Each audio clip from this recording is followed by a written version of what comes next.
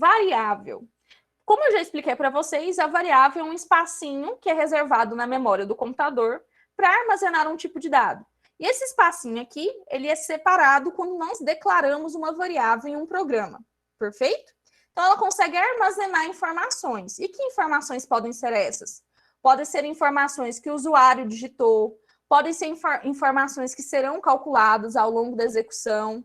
Então, são informações que você vai obter e você precisa guardar em algum lugar. Então, onde você vai guardar? Na variável. É você que dá o nome para a sua variável, perfeito?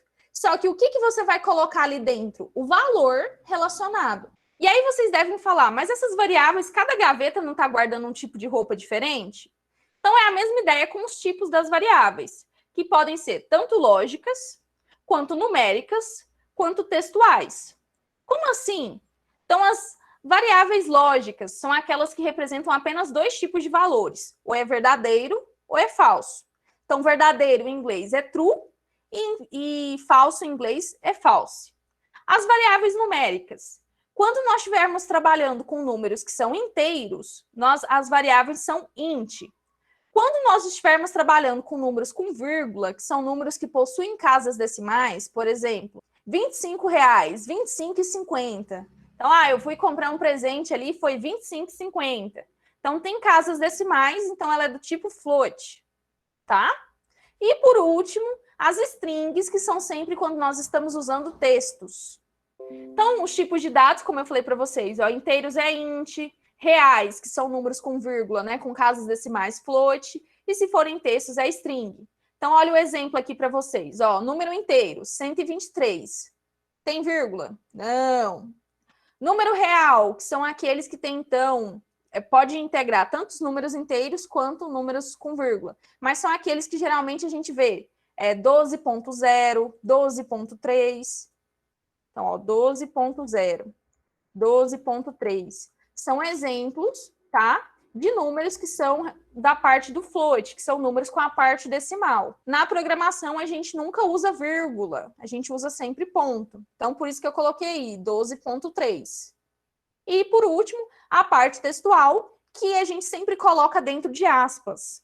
Então, tudo que é texto é dentro de aspas. Então, se você quisesse falar, olá, mundo, então isso está dentro de aspas, porque é a forma que a linguagem usa para separar o que é o código e o que é a parte de texto que a gente vai exibir ali. E as variáveis, inclusive, podem ter quando você vai falar assim, computador, a gente vai guardar um espacinho da memória. Então, o que a gente faz? A gente dá um nome para aquele espacinho. Então, eu posso chamar minha variável de abobrinha, de bicicleta, de chuchuzinho, de piseiro, de nome, de idade, de telefone. Se eu preciso de uma variável para guardar o nome das pessoas que usarem o meu programa, então é interessante que eu chame minha variável por um nome que seja bem representativo. Então, nome vai guardar os nomes. E se eu quisesse guardar o telefone das pessoas? Telefone, guarda, telefone. Perfeito? Então, geralmente é recomendado que a gente possa escolher assim. Perfeito? Então, tudo aquilo que for texto, a gente chama de string. Como assim texto, Thalia? E se eu quisesse falar, por exemplo, digite seu nome aqui. Isso é uma parte textual, que não faz parte da linguagem de programação nativa. Então, isso é uma parte textual. Ou, por exemplo, o próprio nome que eu falei para vocês. Nome é um tipo de texto. Eu faço conta com o nome de uma pessoa? Não, não faço conta. Como eu não faço conta com o nome de uma pessoa, então o que eu faço? É um tipo textual, então ela é string. Perfeito? Eu estou falando aqui um pouco mais rápido, por quê? Porque vocês já estudaram isso aqui. Então, lá na disciplina de lógica, quem está acompanhando já estudou toda essa parte. Então, tem os vídeos no YouTube, pode acompanhar. E quem tiver interesse também, a gente vai disponibilizar essas aulas que a gente vem aqui organizando.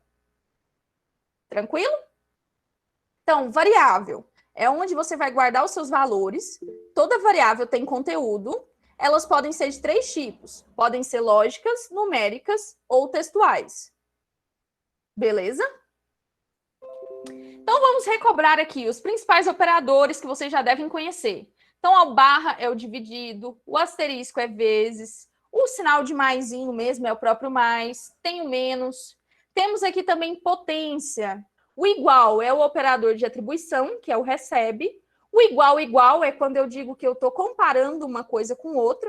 Aí tem os outros operadores, como maior que, menor ou igual, maior ou igual, diferente. Então, se eu quero que o nome seja sempre diferente de Thalia, então nome, o sinal de exclamação e o igual na frente, que quer dizer diferente. Então, nome diferente de Thalia. E depois a gente tem um módulo, que é o resto de uma divisão. Aí a gente tem outros operadores, que são os operadores lógicos, que é o AND, o OR e o NOT. Então, essa aqui é a parte básica que vocês precisam, né, relembrar para a gente fazer os nossos exercícios.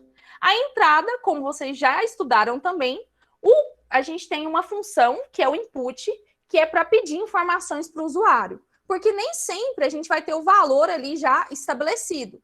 E o resultado de saída, a gente já sabe que a gente usa sempre o print.